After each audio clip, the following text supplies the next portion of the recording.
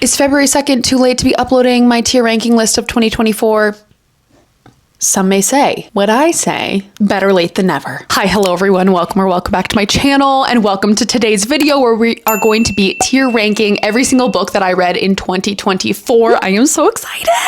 I feel like this is gonna be a really good time to just like reflect on the reading that we did in the past year and like pave a new way forward. The other reason why I'm so excited to do this is because I don't do a lot of wrap-ups throughout the year. I don't know. I just personally don't really enjoy filming wrap-ups. I don't watch wrap-ups. Like, it's just like not part of like who I am as a booktuber, as a bookish girl. However, I feel like this is a really good way for you guys to understand how I felt about the books that I read last year, even if I never talked about them in a video. So without further ado, let's just get into the tier ranking. Here is our 2024 wrapped up tier ranking list. Now, I decided to rank them all by the albums that influenced me the most this year. I'm a pop princess at heart, and we are doing the pop princess tier ranking list, okay? Literally, I went back through my 2024 playlist and I just like selected every single album that had like the most songs on it, and here we are. They are all women, yes, period. The first thing I want to say about this list is that in no way do these rankings here reflect my feelings about the album, okay?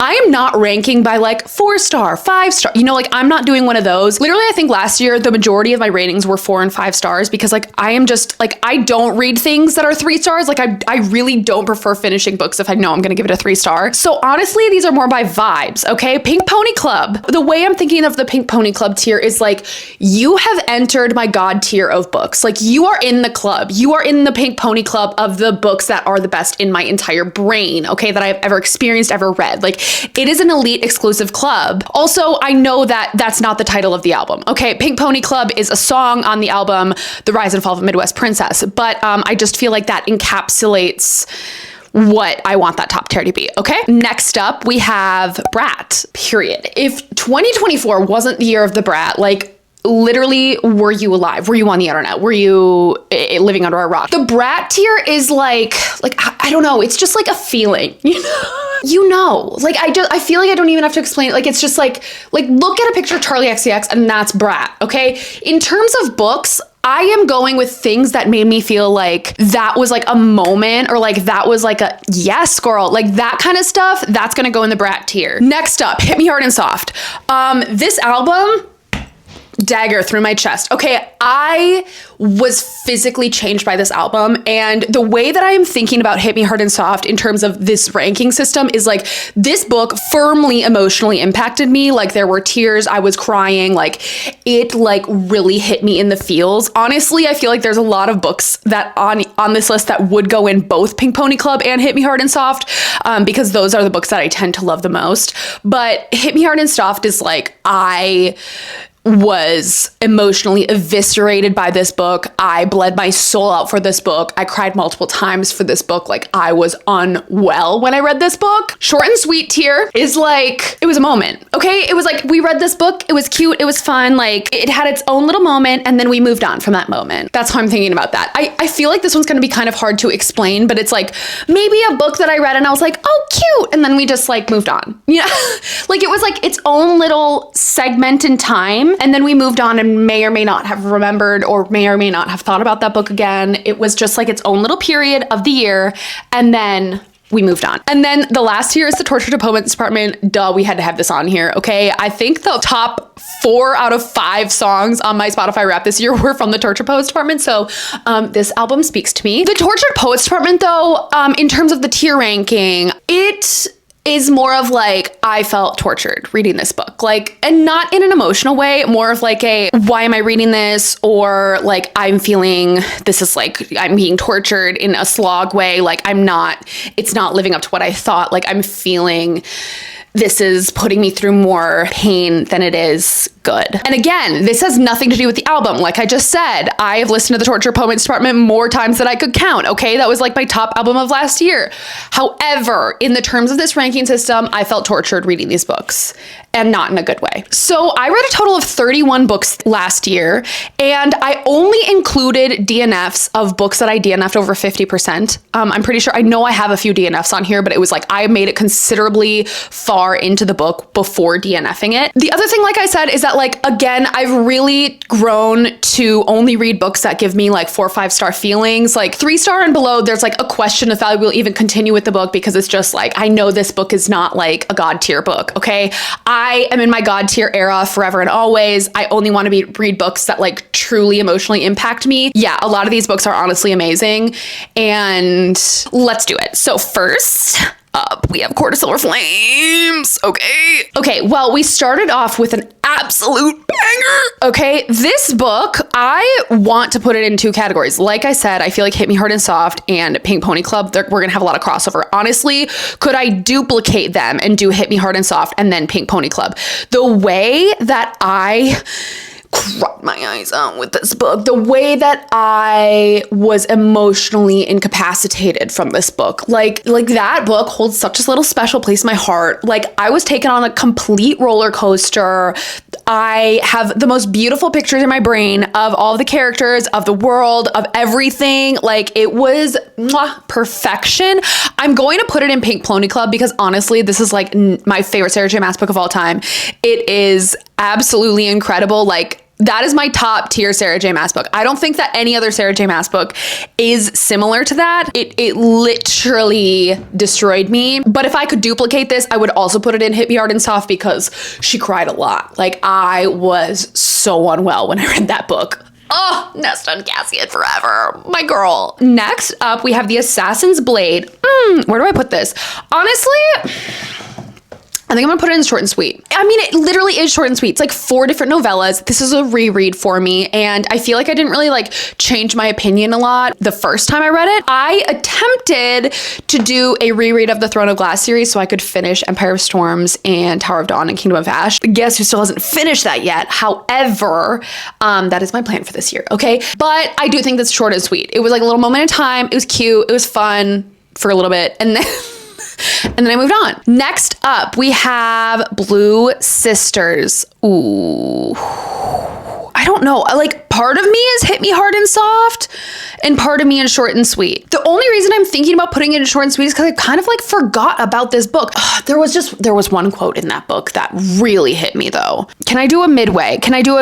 I think I'm gonna do Hit Me Hard and Soft, literally just for the quote at the end. Blue Sisters is about these 4 sisters, and I have a sister, and if you have a sister, I feel like this book was really, really impactful. There were parts of the book that I didn't really love, which is kind of why I wanted to put it in short and sweet, because I feel like I've kind of forgotten about it already. However, when I did read it, I annotated the entire thing, felt things to my core. It wasn't like took me to my knees, I was bawling my eyes out, like incredible family drama, but it did have some amazing quotes and amazing lines about what it means to be a sister that like broke me in 2. So I think it deserves the spot and Hit Me Hard and Soft. Next up, we have The Ever King. Oh my God, I hated this book. I hated it. It was so not for me. I was so excited to read this book because we picked it out for a book club.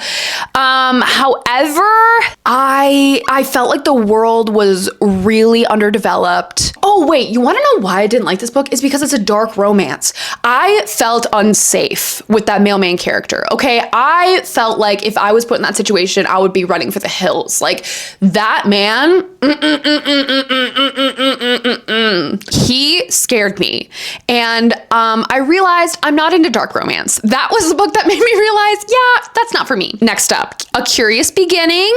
I really, really like this book. This is literally the only mystery book I read this year. This is the first book in the Veronica Speedwell series. I'm gonna put it in short and sweet because she was a moment, okay? She was a cute little moment I had back in March. Did really love Veronica and the sidekick. What was the sidekick's name? There was a fun sidekick, okay? It was a really good time. I did really enjoy the story, and I thought that the way the mystery played out was very well thought out. Like, I thought the author did a great job with it. I know it's like a 12-book series or something like that, but I just like never really continued on for no particular reason. I really liked it. I thought it was a really well-written book. It was very well thought out. I really loved the image of like Victorian England and like that kind of a vibe. However, it just like didn't spark me into a new genre. It didn't spark my interest into continuing to read mysteries. It was a cute little moment and we moved past it, and not in a bad way. We just like look back, reflect, and we're like, I see you.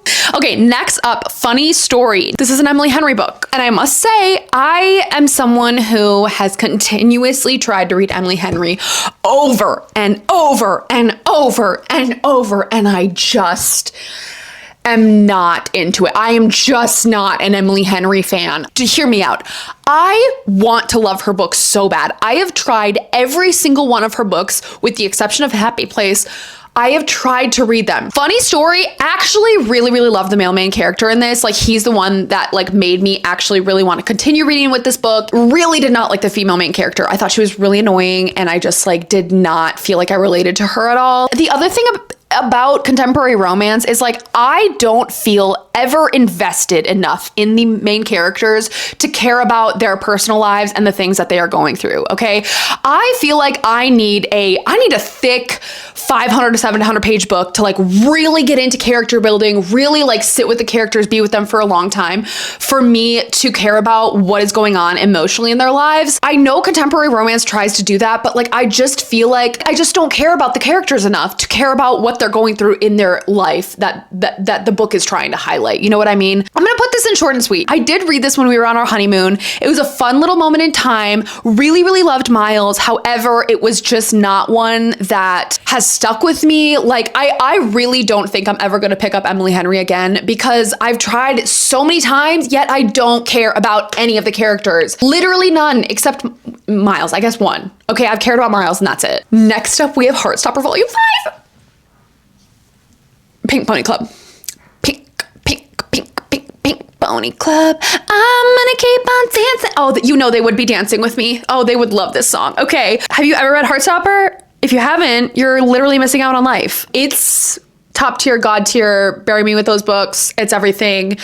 Nick and Charlie, my babes. I love that series. I love that show. There is literally nothing else to say except that series is incredible. Books never cease to amaze me. They never cease to make me cry. It impacts me more than I could even explain. Next up, Crown of Midnight. Oh my God. Brat, Selena Sarnathian. Brat, yes. Yes, ma'am. Yes, ma'am. This was also a reread.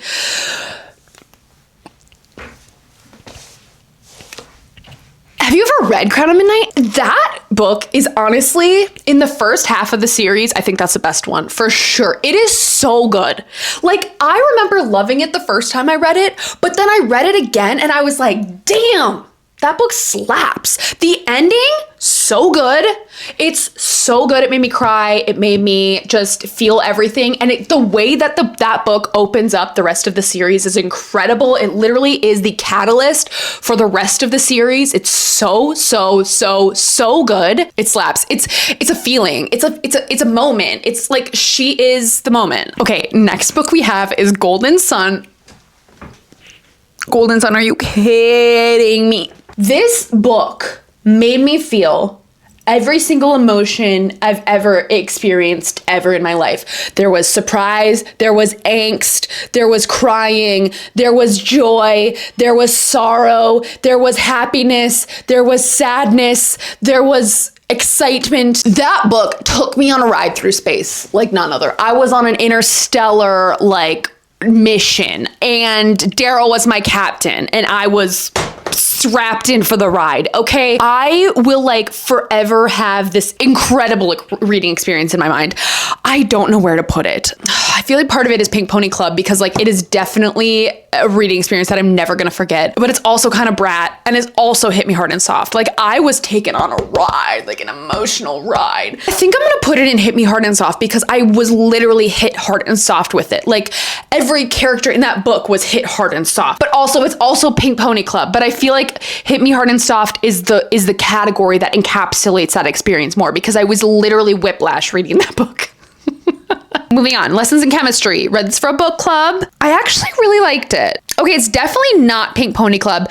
Lessons in Chemistry is like a lit fic. It's like a lit fic, but it's like a female empowerment lit fic. Talking about a woman who's in a very male-dominated career trying to make her way and getting bulldozed by the patriarchy quite often. And it's just but she rises up against it and above it. And it's very inspiring. Lessons in Chemistry is going in short and sweet. I feel like this was definitely a moment for me. Like like every other book in this category. Read it for the book club. It was definitely a moment. I felt extremely empowered by it. However, I felt like it didn't inspire me to like read anything else in that category. I know it's kind of like a literary fiction. I really do love literary fictions.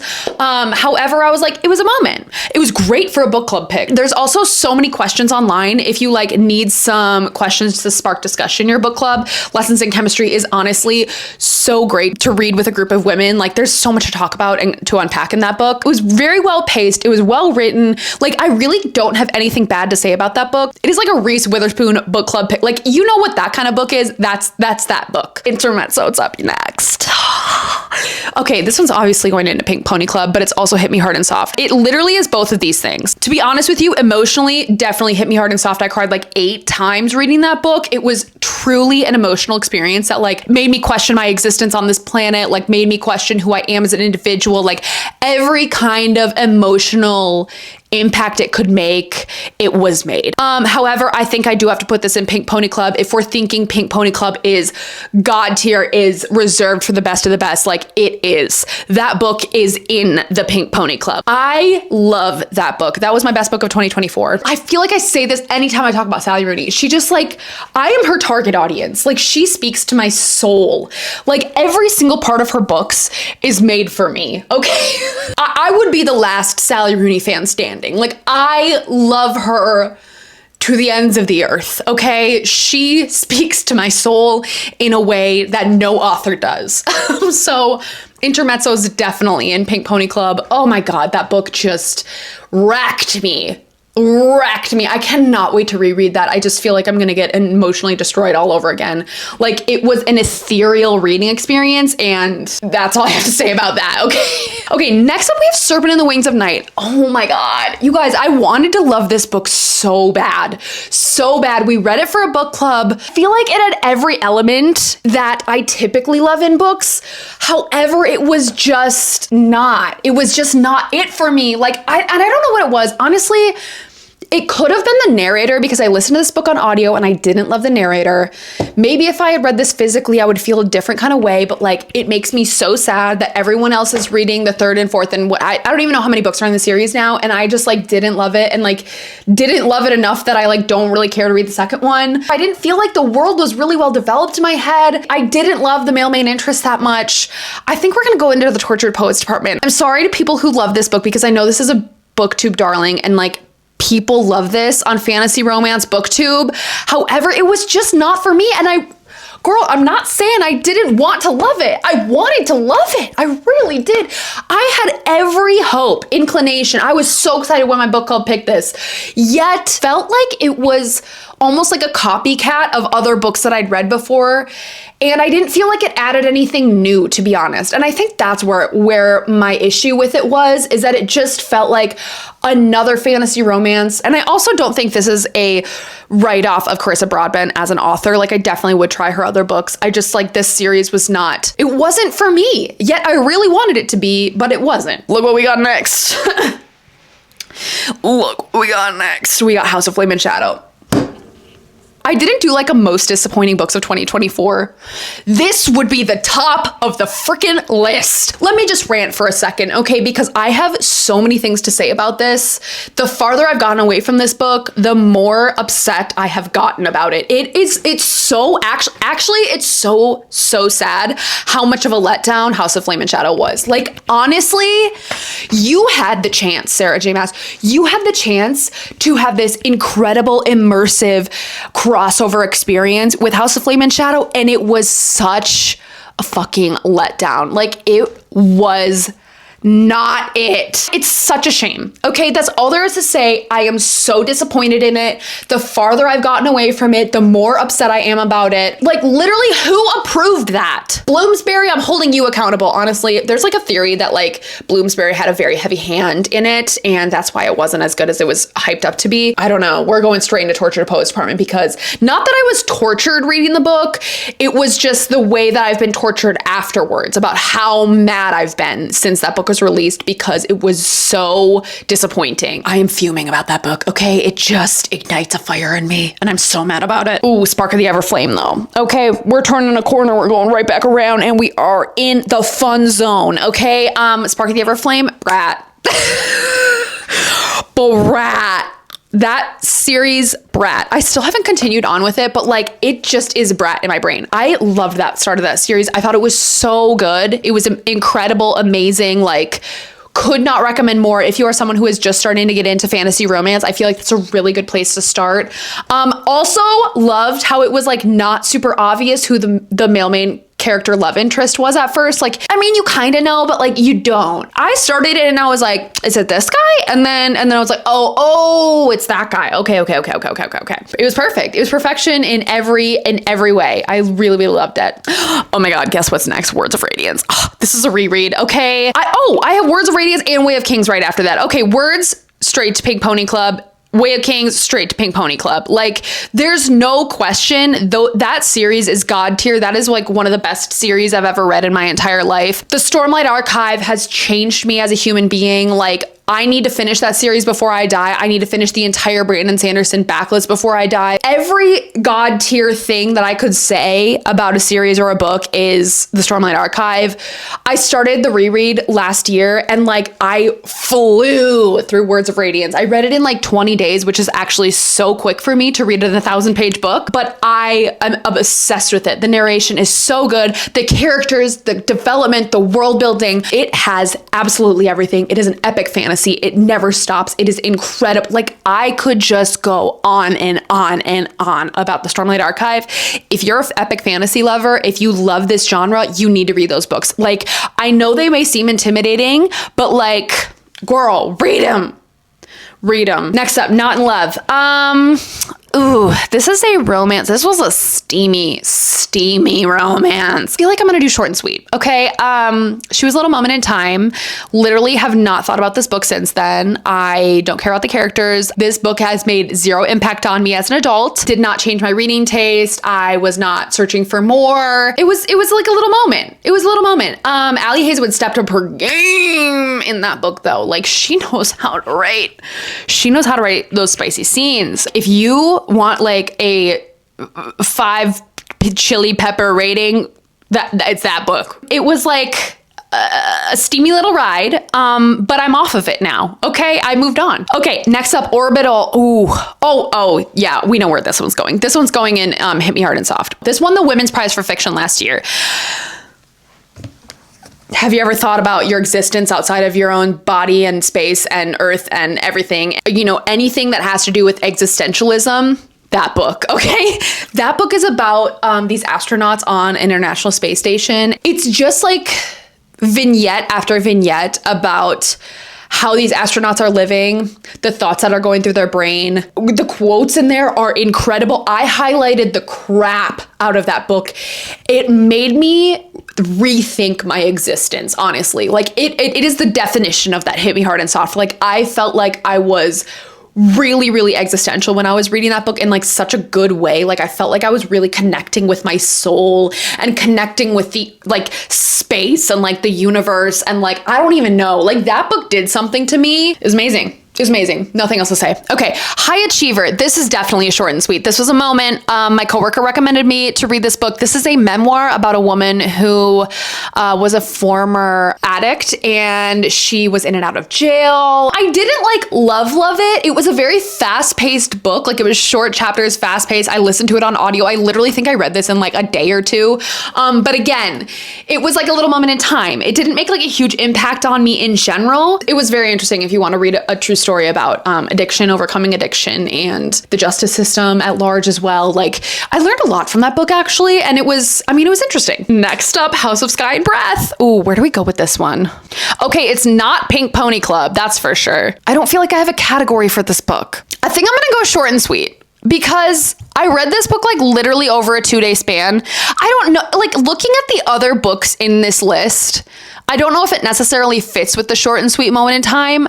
However, I don't feel like I really remember a lot about this book. I literally read it in like 2 days. It was so quick. Ooh, wait, honestly, you know what? I'm gonna put it in brat. Literally solely for the last like 2 chapters. I think I remember finishing that book and I didn't know how to cope with the ending. Like genuinely, I didn't. Like, I think I had to like listen to Defying Gravity or something like that. Like I was unwell from that. It was kind of like a little moment in time in the fact that I don't remember much from it because I read it so quickly. However, the ending was brat. Okay, the ending shook me to my core. It made me so excited for House of Flame and Shadow.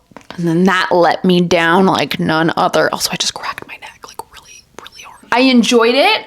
It definitely was not my favorite in the series, but that ending really, it got me. It got me. And it really set up that next book greatly. And then just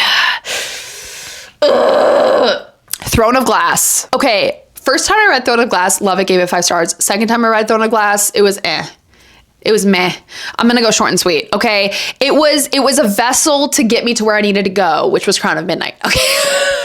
I don't know, looking back on Throne of Glass, the book, it was definitely not the best. It was definitely not the best in the series by far, but she got me where we needed to go. I checked the box and I moved on to Crown of Midnight and absolutely loved Crown of Midnight. And I don't mean that to be offensive to anyone who loves Throne of Glass, because literally the first time I read that book, I gave it like a 4.5 or 5 star. But the second time I read it, it did not hit the same. Okay, next up, House of Earth and Blood. Now this one is Pink Pony Club. Now this one, literally Court of Silver Flames and House of Earth and Blood are tied. Written wise, I think House of Earth and Blood is the best. Emotional wise, Silver Flames. Like emotional, like Nesta and my soul connects. Like, you know what I mean? But House of Earth and Blood, again, Sarah J. Maas, you had it there. That book is so good. It's actual perfection for an urban fantasy romance. Housemaid. Okay, we're going in short and sweet. Wow, I can't believe how many are in that category. Housemaid, though, kind of hated it. I didn't love it. Was I intrigued the entire time and had to read through it to the very end? Absolutely. I think this is the thing about thrillers for me, is that like they tend to disgust me. They tend to like irk something like way deep down that like, and I feel like that with too many thrillers. So I think that's why I don't read the genre that much. I hated that twist in that book. Like it hit the 50% mark and I was like, I'm done. Like, oh, I don't want to read the rest of this. Like I literally could not want to stop reading this more. Oh my God, House in the Cerulean Sea, Pink Pony Club, Pink Pony Club. Also, everyone in that book would be dancing that Pink Pony Club, just like Heartstopper. I reread this last year, right around the time of the election, because like I needed, you know. House in the Cerulean Sea truly uplifted my spirits, made me find hope again, made me realize there is hope in this world. You know what I'm saying, okay? That is one of my favorite books of all time. It is perfect. It is beautiful. It is so heartwarming. So many lessons. There are so many lessons in that book that people need to take note of. There is nothing else to say about the book. It is so beautiful. I am just briefly looking at how these books have been spread out. Like the fact that I have so many in Pink Pony Club is amazing, Oh my God. And guess where the next one's going? Right, straight to Pink Pony Club. When the Moon Hatched by Sarah A. Parker.